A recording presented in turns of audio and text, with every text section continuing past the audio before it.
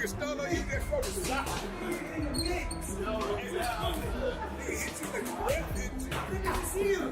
Hey, let's make a headshot. Man down, man down. Make a headshot. Man down, man down. Right?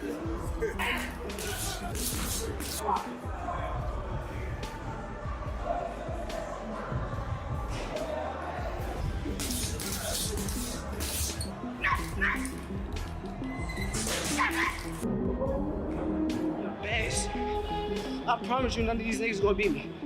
None of them. I'm gonna make an example out of Tio. That's the only thing I love. I promise they got me up. This is honestly the most flawless from 123 all the way down to 114. Since then, he's had his shares of victories. Shakur Stevenson has undergone significant weight gain, bulking up as he prepares to fight Teofimo Lopez at a catch weight of 140 pounds on January 31st. Work hard, sacrifices, discipline, time away from my family. How you gonna beat me? Ain't no way you can beat me that way, bro. Keep saying I'm the best. Niggas don't want this shit more than me. I know it. I know it. I want this so bad. So bad. Shit easy, yeah. Easy work. Easy. Always easy work. You already know. Always easy work. This supposed to be a sprint. Let's go. This ain't no sprint. No, it's a job. Let's go. We ready. Determined in his training camp, he works tirelessly, pushing limits, perfecting skills, and building strength to dominate in the upcoming fight. Both legs, man, hit it for 3, we rested, we did 3 more. And we're trying to get that 1.0 meters per second, maximize our power. I had you at about 120, 125, but we're gonna add some reps and lighten the weight a little bit. Terrence Crawford frequently trains with Shakur Stevenson, mentoring him, sharing techniques, and sparring intensely, pushing Stevenson to improve skills, mindset, and resilience through tough sessions that teach invaluable lessons.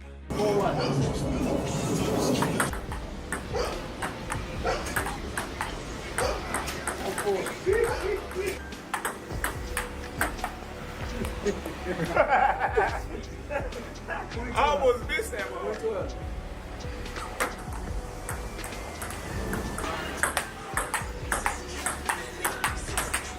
There it go. There it go. There it go. There it go. God damn. There it go, bro. He trying to run me into the wall. Y'all didn't see that? He trying. Man, I performed. Just know that. I told y'all what I was gonna do. I was gonna come out here and beat his ass every game. And look, he thinks. Shakur Stevenson focuses intensely on improving his speed, refining his footwork, punches, and reactions to dominate opponents with quick, precise movements. Teofimo Lopez admits Stevenson is extremely talented at 135 pounds, but expresses doubts about his performance at 140 pounds, saying only the upcoming fight will reveal how well he adapts. Honestly, the most flawless from 123 all the way down to 114. Since then, he's had his shares of victories. I think 135 was his top tier. 140, I think we just gotta wait and see, you know what I mean? And for him to even come up to do that, you know, I think he deserves his flowers for everyone else out there. You know, guys trying to go more down into the ranks of top 5, top 3, and eventually top 1 for pound. But that ain't what you said, bro. What'd I say? I mean, I gotta remind you, you said basically I'm good at the lower weight classes. The only way that I'm going to be good is I fight at 126 pounds against guys like Inoue. But once I move up, you're gonna, well, I can't compete at this level at that weight class, so. Antonio Tarver approaches this matchup with caution, understanding boxing beyond records. He highlights that Lopez still possesses natural gifts, speed, strength, and explosiveness that make him a threat to anyone. Tarver warns that fighters with Lopez's athletic ability need only one opening to change a fight completely against a technician like Stevenson. Both possess. Yeah, I mean, smart money would be on the boxer, Shakur Stevenson, winning the decision. But, if Lopez can make this fight, a lot tougher than expected, and he's going to have to exchange with Shakur. He's a fast fighter. We don't know who's the quickest or fastest here. You have to give the speed edge to Shakur. But if Lopez can punch with this fast guy, make him a little bit cautious and a little bit leery of what's coming back, that serves him well. But Teofimo is one of the best conditioned fighters out there. If this fight goes late, you can expect him to be pushing forward round 9, 10, and 11 if it goes late. Yeah, a big question is always like what Teo is going to show up. And like when everyone's counted out Teo, it's actually been the times where he's like upset people, like against Lomachenko, against Josh Taylor, fights to the level of his competition. And I've been thinking like, hey, if we get the best version of Teo, like the Teo that showed up for those fights, does that Teo beat the best Shakur? It would have, I think that's the only chance he got, is to really be his ultra self, doing all the things that makes him Teofimo Lopez. The footwork could be a major advantage for him. Being able to get inside. A lot of times he fights free.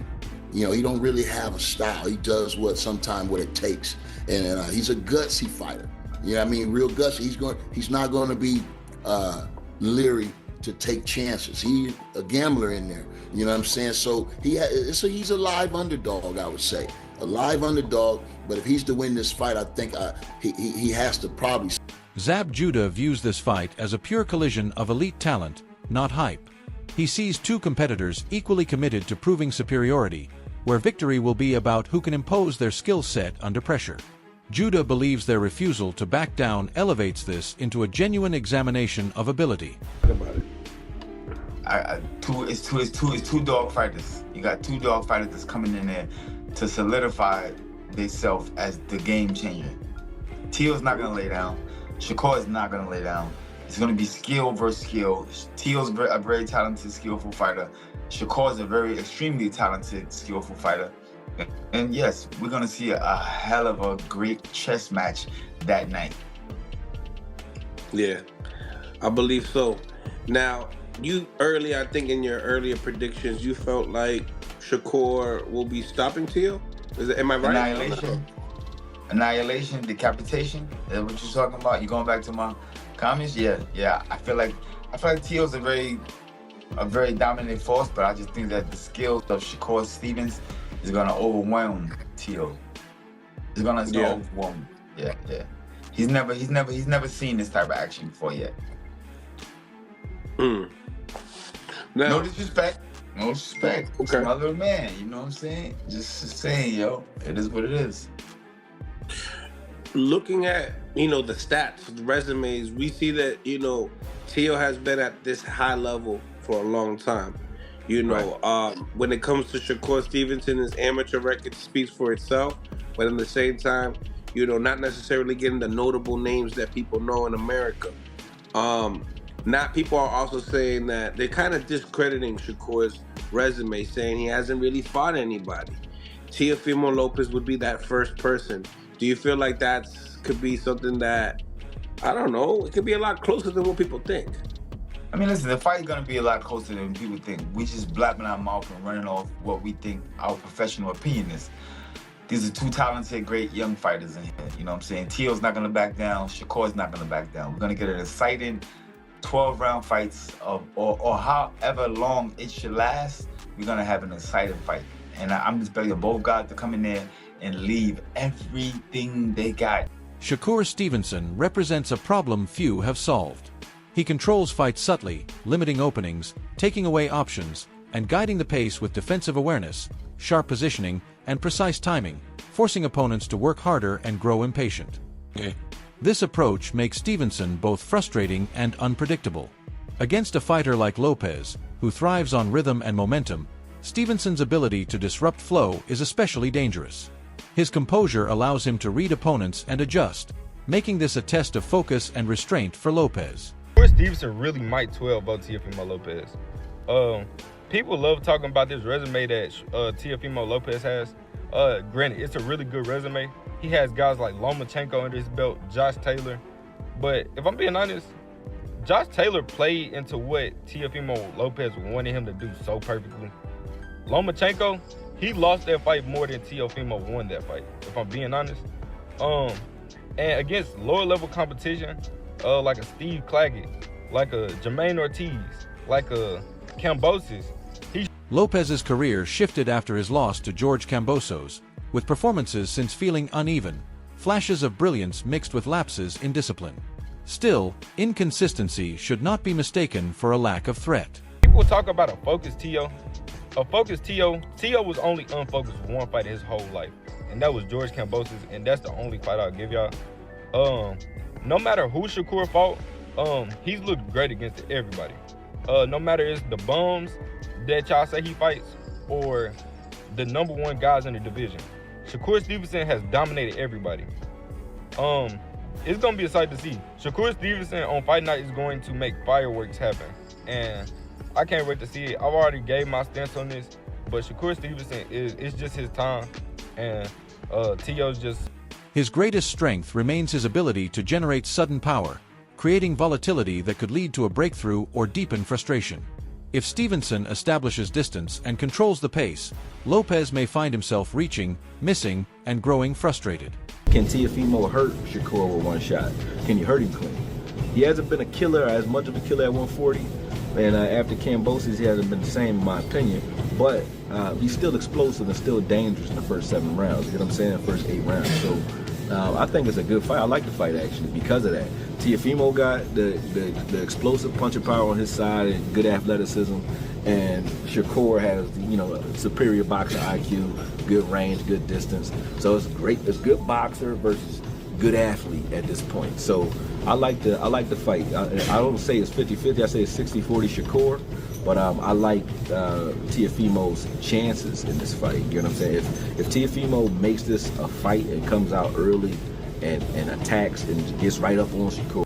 Tim Bradley views this as a contrast between two philosophies. Raw explosiveness meets calculated control. Lopez thrives on sudden movements and sharp bursts to overwhelm opponents early with chaos and power. De La Santos. You're going to see De La Santos Part 2.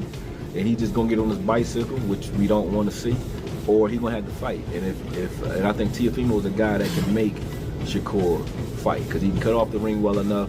You know what I'm saying? I think he can stay with him well enough where he can turn this into a fight, and it'll be exciting for him if he does. I think Shakur, like a lot of fighters, he needs this name in order to silence a lot of the naysayers, because people talk a lot of shit about Shakur, especially after the De La Santos fight.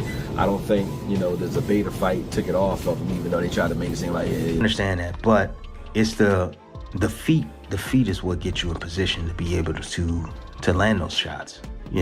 Footwork is extremely important.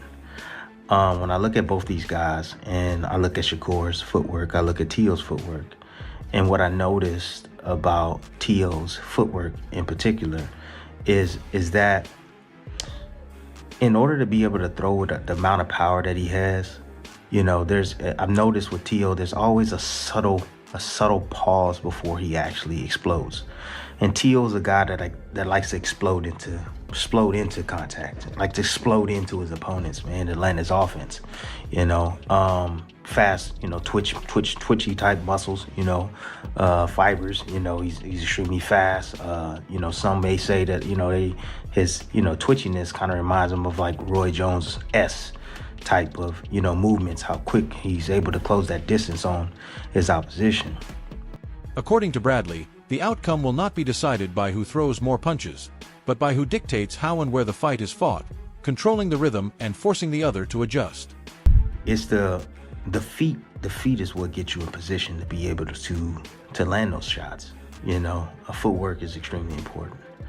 When I look at both these guys, and I look at Shakur's footwork, I look at Teo's footwork, and what I noticed about Teo's footwork in particular is that in order to be able to throw with the amount of power that he has, I've noticed with Teo, there's always a subtle pause before he actually explodes. And Teo's a guy that likes to explode into contact, like to explode into his opponents, man, to land his offense. fast, twitchy type muscles, fibers. He's extremely fast. Some may say that his twitchiness kind of reminds him of like Roy Jones type of movements. How quick he's able to close that distance on his opposition. However, he's in there with a guy that is a master at controlling distance. That's he's a master at literally, getting in his position, right, in the position where he wants to be and taking away your position. And with doing so, he takes away your feet, and that's why I think feet are going to be extremely important in this. If you can keep your opponent off balance. For instance, let me just give you an example. It's like Teo explodes. There's a subtlety before he explodes with his offense. And as soon as Shakur sees that, he's anticipating something to come. He knows he's going to explode in. So what does Shakur do? Teo takes a big step in. Shakur takes a... In discussing the fight, Stevenson carries himself with calm assurance. His confidence stems from preparation, and his mental stability may prove crucial against an emotionally charged Lopez, showing he is prepared for both physical and psychological challenges. It's cool. I mean, that's their opinion. They could say that. But I know he never fought nobody on my level. I'm 1,000,000% sure that Teo has never seen nobody as good as me in his life.